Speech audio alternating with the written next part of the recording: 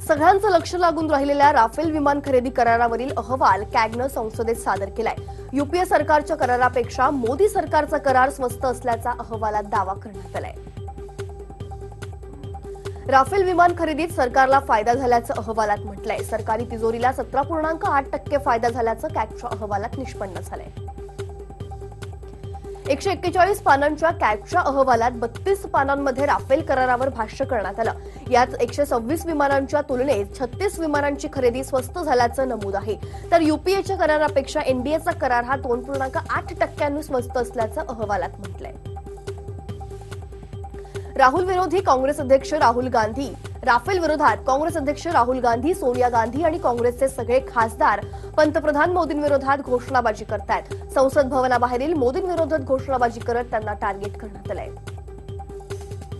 केंद्र सरकार विरोधात तृणमूलनं संसदेबाहेर निदर्शनं केली। दिल्लीतल्या या निदर्शनांमध्ये काँग्रेस अध्यक्ष राहुल गांधींनी सहभाग घेतला। बांगलादेशी घुसखोरांपासून ईशान्येला वाचवण्याची मागणी करण्यात आली। लखनौमध्ये सलग दुसऱ्या दिवशी प्रियंका गांधीच्या मॅरेथॉन बैठका सुरू आहेत। 15 तास प्रियंका गांधींनी मॅरेथॉन बैठक घेतली। पहाटे 5:15 पर्यंत त्यांनी कार्यकर्त्यांशी चर्चा केली आहे। घोटाळ्याच्या संदर्भात रॉबर्ट वाड्रा जयपूरच्या ईडी कार्यालयात पोहोचलेत। जमीन घोटाळ्याप्रकरणी त्यांची चौकशी सुरू झाली आहे। सलग 5व्यांदा रॉबर्ट वाड्रा यांची चौकशी सुरू आहे।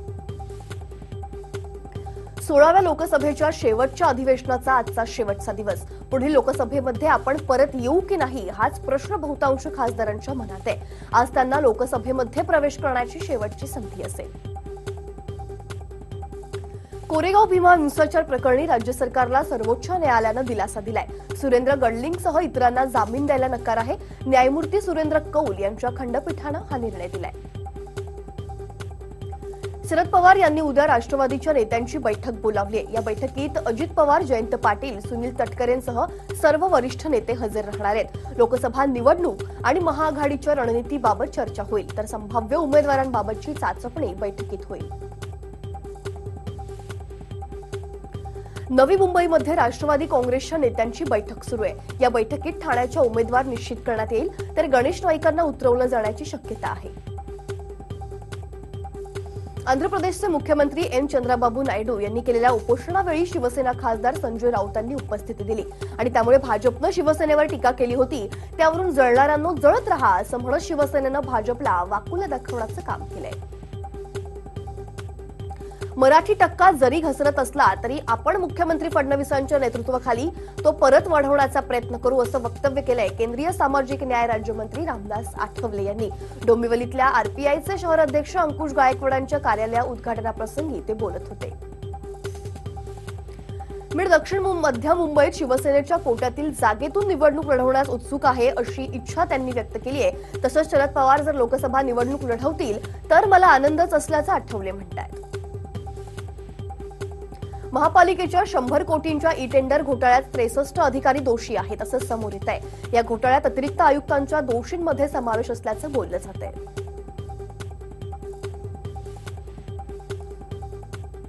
बॉलिवूडमधील वादग्रस्त अभिनेत्री big boss fame Dolly Bindra विरोधात खार पोलीस ठाण्यात गुन्हा दाखल केलाय। खारमधील एका नामांकित व्यायामशाळेत मित्राचे पैसे मागण्यासाठी गेलेल्या डॉलीनं व्यवस्थापक जागेवर नसल्यामुळे कर्मचाऱ्यांसह इतरांनाही डांबून ठेवलं अशी तक्रार करण्यात आली। जालन्यात 2 दिवसात 2 मोरांचा मृत्यू झालाय। अंबड तालुक्यातल्या वडीगोद्री परिसरातली ही संपूर्ण घटना। धाकलगाव शिवारात अप्पासाहेब काळेंच्या शेतातील बांधावर या 2ही मोरांचा मृतदेह आढळलाय। 2ही मोरांचा एकाच प्रकारे संशयास्पद मृत्यू झालाय। हे 2ही मोर विषबाधेनं किंवा अन्य कारणांनी मृत्यू झाला याचा तपास आता वन विभागाकडून करण्यात येतोय। परतवाडा अमरावती मार्गावरील मेधनाथपूर फाट्याजवळ कारच्या अपघातात 2 रोहींचा दुर्दैवी मृत्यू झालाय। एक वीज वितरणाच्या एका वरिष्ठ अधिकाऱ्यासह 4 कर्मचारी मात्र थोडक्यात वाचलेत। रोहींचा मोठा कळप या मार्गावरून जात होता आणि हा अपघात झालाय। पैठण तालुक्यातल्या धाकेपळ परिसरात अज्ञात व्यक्तीचा मृतदेह सापडलाय। मृतदेहाची ओळख अद्यापही पटली नाहीये। दरम्यान व्यक्तीचा मृत्यू कसा झाला याचं कारण अद्यापही अस्पष्ट आहे। खोपोलीतील पटेलनगरमध्ये लहान मुलीचा मृतदेह आढळलाय। मंगळवारपासून बेपत्ता असलेल्या आशा धरमसिंह हिचा हा मृतदेह आहे। या मुलीच्या मृतदेहाचे 2 तुकडे आढळलेत, त्यामुळे परिसरात भीतीचं वातावरण पसरलंय। प्रकरणाचा अधिक तपास पोलीस करतायत। वसई तंबाडी रोडवरील ट्रान्सफॉर्मरला भीषण आग लागली. आगीत 3 कार, 2 बाईक आणि 3 दुकानं जळून खाक झालीत. सकाळी 10च्या सुमारास ही आग लागली. या आगीवर नियंत्रण मिळवण्यात अग्निशमन दलाला यश आलंय. आगीत कोणतीही जीवितहानी झाली नसली तरी नुकसान मात्र खूप झालंय. मुख्य रस्त्यावरच ही आग लागली, त्यामुळे काही काळ वाहतूक कोंडी देखील होती. वाहिना मुदतवाढीवरील गोंधळावर ट्रायकडून तोडगा काढण्यात आलाय आणि यात 31 मार्चपर्यंत ग्राहकांना पसंतीच्या वाहिन्या निवडण्याची मुभाही देण्यात आली. त्यामुळे ग्राहकांना काहीसा दिलासा मिळालाय.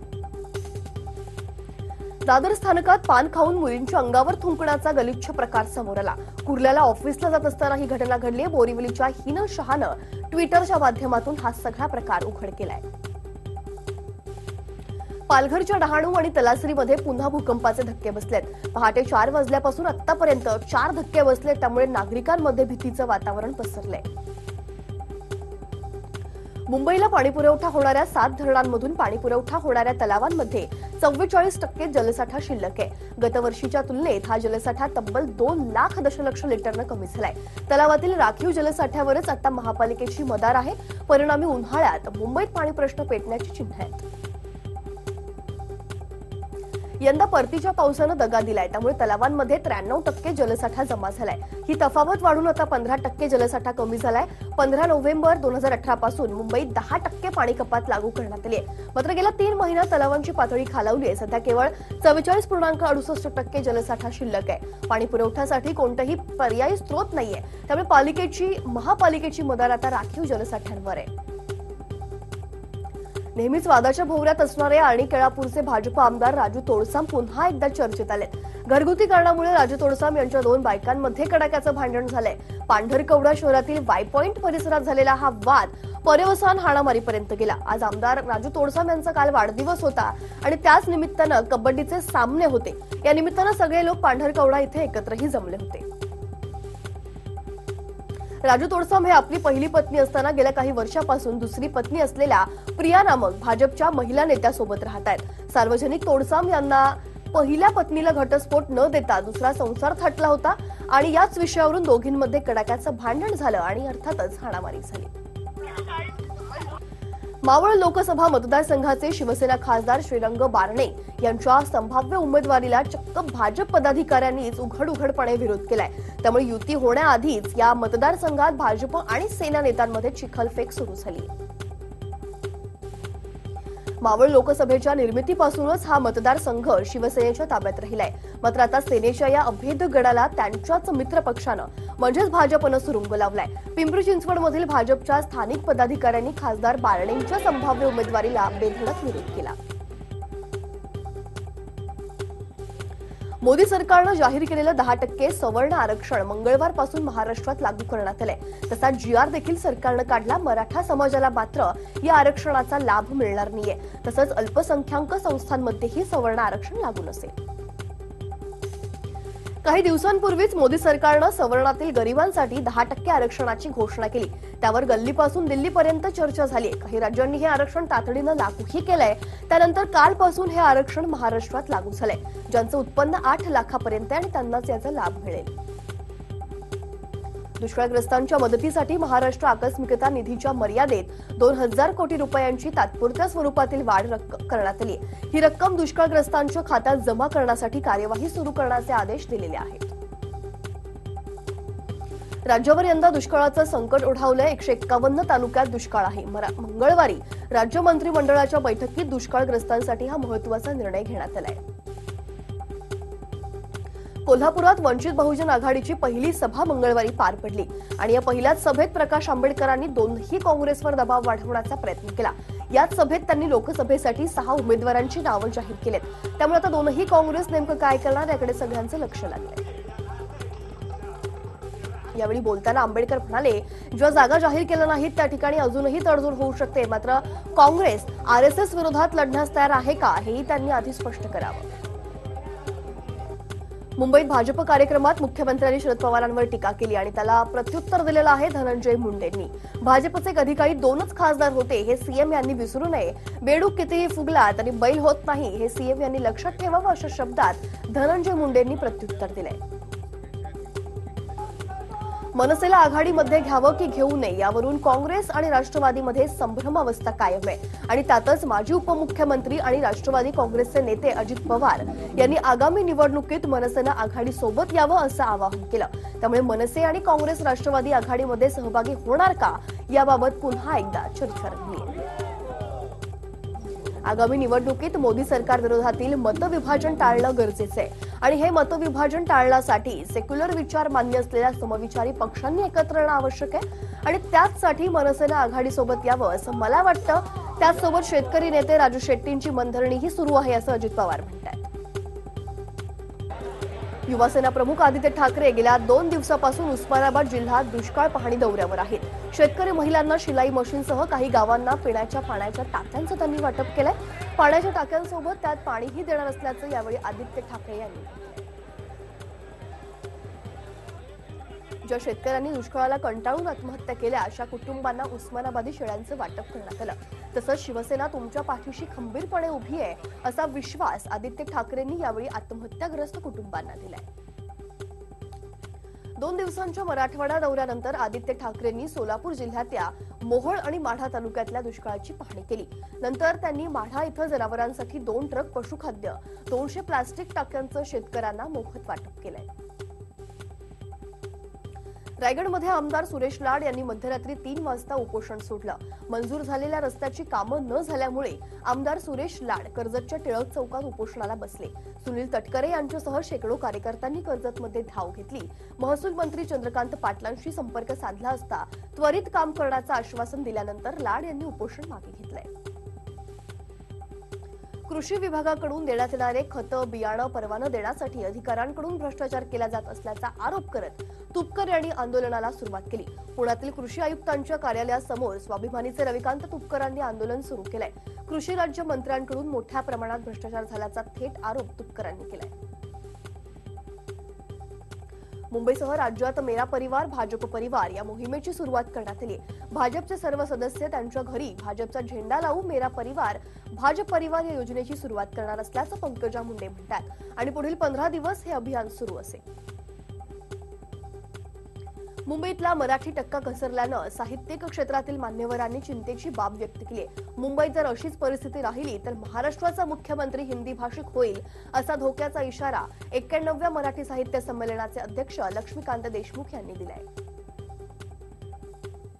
अभ्यास दौऱ्यासाठी अमेरिकेला गेलेले राज्यातले काही बडे अधिकारी अमेरिकेतच रमलेत आणि विविध विभागातील 21 बडे अधिकारी 18 जानेवारी ते 4 फेब्रुवारी या कालावधीत अमेरिकेत गृहनिर्माण अभ्यास दौऱ्यावर गेले होते। मात्र दौरा संपून 10 दिवस झाले तरी अधिकारी मात्र परत आले नाहीत। अधिकाऱ्यांची यादी TV9च्या हाती लागली आहे। रत्नागिरी सिंधुदुर्ग मतदारसंघात आगामी लोकसभा निवडणुकीत तब्बल 12,95,000 मतदार आपला मतदानाचा हक्क बजावतील। 1 जानेवारीपर्यंतच्या मतदार पुनरीक्षण कार्यक्रमात चक्क 67,000 मतदार वाटलेत। यावेळी सर्वाधिक मतदानाचा हक्क बजावणाऱ्या महिला असणार आहेत। 6,41,000 महिला मतदार असतील तर 5,87,000 पुरुष मतदार आहेत। साताऱ्याचे खासदार उदयनराजे हे त्यांच्या कार्यकर्त्यांमध्ये प्रचंड लोकप्रिय आहेत। त्यांच्या प्रत्येक गोष्टीवर कार्यकर्ते फिदा होतात, मग त्यांचं कॉलर उडवणं असो किंवा एखाद्या विरोधकाला नामहरण करणं असो। पण आम्ही जो आता व्हिडिओ आता तुम्ही बघत आहात त्यामध्ये उदयनराजे चक्क हिंदी गाणं म्हणतात। मनमाड शहरात अवकाळी पावसानं हजेरी लावली। अचानक आलेल्या पावसामुळे नागरिकांची तारांबळ उडाली।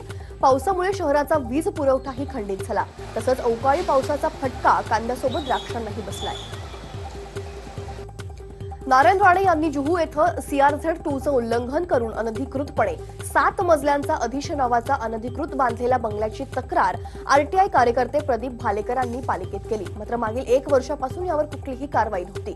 मात्र ऑनलाईन कंप्लेंट स्टेटस चेक करताना बंगल्याला नोटीस बजावल्याची माहिती भालेकरांना मिळाली। डोंबिवलीच्या ठाकुर्ली इथल्या जलराम मंदिर परिसरातील मोठी पाईपलाईन फुटल्यामुळे लाखो लिटर पाणी वाया गेलंय। पालिका प्रशासनानं युद्ध पातळीवर काम सुरू करून ही पाईपलाईन दुरुस्त केली। भिवंडी शहरातील पद्मानगर या परिसरात यंत्रमाग कारखान्याला भीषण आग लागली। 1 तासाच्या अथक प्रयत्नानंतर आगीवर नियंत्रण मिळवलंय। कारखान्यातील सगळा यंत्रमाग जळून खाक झालाय, लाखोंचं नुकसान झालंय। आग मात्र नेमकी का लागली हे अद्यापही अस्पष्ट आहे। मराठी माणसाचे पैसे न देणाऱ्या राजू शेट्टी या व्यक्तीला मनसेच्या ठाणे पालघर जिल्हाध्यक्ष अविनाश जाधवांनी चोप दिला. राजू शेट्टी यांना मारहाण करताना अविनाश जाधवांनी फेसबुक लाईव्ह केलं. विरारमधला हा सगळा प्रकार. कल्याणच्या स्टेशन परिसरातील समर्थ हॉटेलमध्ये फुकटात चिकन तंदुरी देत नसल्यानं पोलिसांची दादागिरी करत असल्याची घटना घडली आहे. विजय सुर्वे असं हॉटेल मालकाचं नाव आहे आणि पोलिसांच्या सततच्या त्रासाला कंटाळून आत्महत्येचा त्यानं इशारा दिलाय. रात्री 1:30 पर्यंत हॉटेल चालू ठेवण्यास परवानगी असतानाही हा पोलीस रात्री 12 वाजता येऊन हॉटेल जबरदस्तीनं बंद करायला लावतो आणि आपल्या मुलाला मारहाण करतो असा आरोप हॉटेल मालकांनी केलाय. या पोलिसांच्या दादागिरीची घटना सीसीटीव्हीत कैद झाली आहे. यवतमाळ इथल्या आडणी केळापूरचे भाजप आमदार राजू तोडसाम यांच्या 2 पत्नींचं भांडण झालं. राजू तोडसाम यांच्या वाढदिवसानिमित्त पांढरकवडा इथं खुल्या कबड्डी सामन्यांचं आयोजन करण्यात आलं. यावेळी लग्नाची पहिली पत्नी असताना दुसऱ्या पत्नीकडे राहत असल्याच्या कारणावरून तोडसाम यांच्या पत्नीत वाद झाला. हेल्मेट न घातल्यामुळे पोलीस कारवाई करत असल्याचं बघून वाहन चालकानं ट्रॅफिक पोलीस निलेश चौधरींवर चावीनं हल्ला करून जखमी केल्याची घटना घडली. हा सगळा प्रकार नागपूरच्या संविधान चौकात झालाय. हल्लेखोर मोहम्मद अन्सारीला अटक केली. पोलीस पुढील तपास करतायत. धुळ्यातील पिंपळनेरमध्ये एसटी बसचा अपघात हा ब्रेक फेल झाल्याचं नसून चालकाचं नियंत्रण सुटल्यानं झालाय अशी माहिती आगार प्रमुखांनी दिली आहे. चालकाचा एसटी बसचा वेग नियंत्रणात आणता आला नसल्याचा दावा आगार प्रमुख यांनी केलाय. नागपूरच्या सीताबर्डी भागातील अनधिकृत दुकानांवर नागपूर सुधार प्रणासचे पथक सोमवारी कारवाई करत असताना अचानक एक इमारत पत्त्याच्या बंगल्यासारखी कोसळली. गेसन्स दुकानाची ही इमारत अनधिकृत असून ती पडण्याचं काम सुरू असताना ती कोसळली. या अपघातात सुदैवानं कुणीही जखमी नाहीये. मात्र पोकलँडची डिझेलची टाकी फुटली आणि डिझेल वाहून गेलं. नागपूर सुधार प्रणासच्या जागेवरील अवैध ताबा हटवा अशी नोटीस सीताबर्डी परिसरातील 42 दुकानदारांना देण्यात आली. मुंबईतल्या शक्ती मिल सामूहिक बलात्कार प्रकरणातील 3 आरोपींना फाशीची शिक्षा सुनावली आहे. सुधारित कायद्यानुसार कलम 376 नुसार तिघांना फाशीची शिक्षा सुनावण्यात आली. या नव्या तरतुदीच्या वैधतेला दोषींनी एका याचिकेद्वारे आव्हान दिलं. या याचिकेवर 20 फेब्रुवारीपासून सुनावणी होईल. कुर्ला येथील बैलबाजार परिसरात महिलेनं आपल्या 4 वर्षांच्या मुलाची गळा आवळून हत्या केल्यानंतर स्वतःही फाशी घेतल्याची घटना घडली आहे. शिंगारेवाडीतल्या गुरुदत्त सोसायटीत ही घटना घडली. या महिलेनं हे टोकाचं पाऊल का उचललं हे अद्यापही अस्पष्ट आहे. कर्जत तालुक्यातील वडवली इथं विवाहित महिलेनं आपल्या प्रियकरासोबत गळफास घेऊन आत्महत्या केली आहे. या दोघांचे विवाहबाह्य संबंध होते. दोघांचीही झालेली बदनामी असह्य होऊन त्यांनी हे टोकाचं पाऊल उचलल्याचं कळतंय आणि यासंबंधी पोलीस पुढील तपास करतायत. बदलापुरातील बॅरेज धरणात बुडून एका 14 वर्षीय विवेक दीक्षितचा मृत्यू झालाय. शाळा सुटल्यानंतर तो घरी न आल्यामुळे त्याचा शोध घ्यायला सुरुवात केली. त्याचे कपडे बॅरेज धरणाच्या काठावर आढळले. अग्निशमन दलाच्या जवानांनी त्याचा मृतदेह धरणाच्या मध्यभागातून बाहेर काढला. अहमदनगरला 2 दिवसांपूर्वी पाण्याच्या टाकीवर टाकलेला स्लॅब कोसळून 7 कामगार जखमी झाले तर 1 गंभीर जखमी आहे. औरंगाबादच्या शारदा इन्फ्रास्ट्रक्चर कंपनीतर्फे हे बांधकाम करण्यात येत होतं. स्लॅब कशामुळे कोसळला तसंच यात निकृष्ट दर्जाचं काम होतं का याचा तपास आता MIDC पोलीस करतायत. पोलिसांना मिळालेल्या गोपनीय माहितीच्या आधारे बोराखेडी पोलिसांनी बुलढाणा रोडवरील ग्राम मोहेगाव इथल्या आश्रमशाळेमागील शेतातून कोट्यावधींच्या बनावट नोटांनी भरलेल्या बॅगसह एकाला अटक केली तर 3 ते 4 आरोपी घटनास्थळावरून फरार झालेत. पोलिसांनी 1,10,00,000 रुपये ताब्यात घेतलेत. कोट्यावधी रुपयांच्या नोटांच्या प्रत्येक गड्डीची पहिली नोट खरी होती आणि बाकीच्या सगळ्या नोटा या बनावट होत्या. 2,000, 500 आणि 200 रुपयांच्या या नोटा आहेत. पुण्यातील चितळे बंधू कंपनीच्या नावानं बनावट अन्नपदार्थांचं पाकिट तयार करून त्याची बाजारात विक्री करणाऱ्या टोळीच्या 2 सदस्यांना नागपूर गुन्हे शाखा पोलिसांनी अटक केली. पोलिसांनी त्यांच्या गोदामावर धाड टाकत बनावट पदार्थ बनवण्याचं साहित्य जप्त केलंय. पालघरमध्ये बनावट पनीर तयार करणाऱ्यांवर अन्न आणि औषध प्रशासन विभागानं धडक कारवाई केली. वसईतील शिवकृपा डेअरी आणि पालघरमधील शुक्ला डेअरीवर अन्न आणि औषध प्रशासन विभागानं कारवाई केली. या कारवाईत जवळपास 4.5 लाखांचा माल जप्त करण्यात आलाय. विराट कोहलीशी पाकिस्तानचा फलंदाज बाबर आझम याची सातत्यानं तुलना केली जाते. पाकिस्तानच्या अनेक दिग्गज आणि जाणकार लोकांनी त्याची तुलना विराट कोहलीशी केली आहे. मात्र बाबर आझमनं ही तुलना चुकीची असल्याचं म्हटलंय. विराट कोहली सध्याचा सर्वोत्कृष्ट खेळाडू आहे. तो अन्य सर्व फलंदाजांच्या तुलनेनं खूप पुढे एक महान क्रिकेटपटू होण्याच्या मार्गावर असल्याचं वक्तव्य श्रीलंकेचा माजी कर्णधार कुमार संगकारा याने एका मुलाखतीत केलंय. भारताचा तडाखेबाज खेळाडू सुरेश रैनाच्या कारला जोरदार अपघात झाला. त्यात तो गंभीर जखमी झाल्याचं वृत्त सोशल मीडियावर काही काळापासून फिरतंय. काही अतिउत्साही युट्यूब चॅनल्सनी तर त्याचं निधन झाल्याचंही वृत्त दिलं. या वृत्तामुळे बऱ्याच जणांना धक्का बसला. या सगळ्या गोष्टी खोट्या आणि चुकीच्या असल्याचं रैनानं स्वतः स्पष्ट केलंय. भारतीय महिला संघातील खेळाडू जेमिना रॉड्रिग्ज आणि स्मृती मानधना यांनी आयसीसी T20 10 क्रिकेटपटूंच्या क्रमवारीत भरारी घेतली. भारताची फिरकीपटू राधा यादवनं अव्वल 10 मध्ये प्रवेश केलाय. पुढील महिना सुरू होणाऱ्या ऑल इंग्लंड अजिंक्यपद बॅडमिंटन स्पर्धेच्या तयारीसाठी राष्ट्रीय बॅडमिंटन स्पर्धेचा मोठ्या प्रमाणावर फायदा होईल अशी प्रतिक्रिया भारतीय बॅडमिंटनपटू साई प्रणीतनं मंगळवारी व्यक्त केली आहे. पुण्याच्या सिद्धी शिर्केनं 64व्या राष्ट्रीय शालेय सायकलिंग स्पर्धेत सुवर्ण पदकाची कमाई केली. तिनं 14 वर्षाखालील मुलींच्या 500 मीटर टाइम ट्रायलमध्ये अव्वल स्थान पटकावलंय. सिद्धीचं हे या स्पर्धेतलं दुसरं सुवर्ण पदक आहे. दबंग 3 प्रेक्षकांच्या भेटीला येतोय. विशेष म्हणजे प्रेक्षकांप्रमाणेच अभिनेता अरबाज खान मलायका अरोरासाठीही हा चित्रपट खास आहे. कारण या चित्रपटाच्या माध्यमातून त्यांचा मुलगा अरहान बॉलिवूडमध्ये पदार्पण करेल. सोशल मीडियावर सई ताम्हणकर चांगलीच लोकप्रिय आहे. त्यामुळे सोशल मीडियावरून रजा घेण्याचा निर्णय सईच्या चाहत्यांसाठी अतिशय धक्कादायक आहे. धावपळीच्या आयुष्यात काही वेळ स्वतःसाठी मिळावा आणि स्वतःमध्ये काही चांगले बदल करायचे असल्यास मी सध्या सोशल मीडियापासून दूर राहण्याचा निर्णय घेतलाय असं सईनं स्पष्ट केलंय.